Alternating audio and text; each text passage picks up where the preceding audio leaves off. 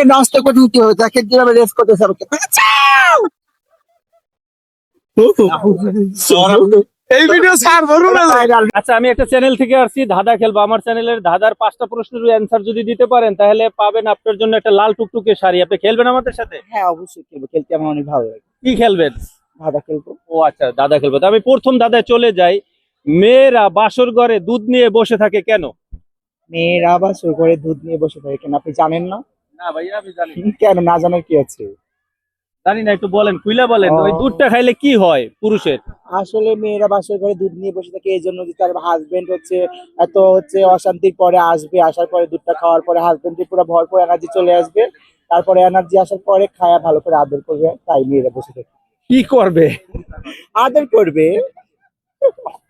আদর কেমনে করে? কেন আপনি জানেন না, আপনি বকে করেন নাই? আমি তো বিয়েই করি নাই ভাই। ও, আচ্ছা অডিয়েন্স বুঝে, অডিয়েন্স বলবে কিভাবে করে। অডিয়েন্স বোঝে। অডিয়েন্স বুঝে। আচ্ছা, পরবর্তী প্রশ্ন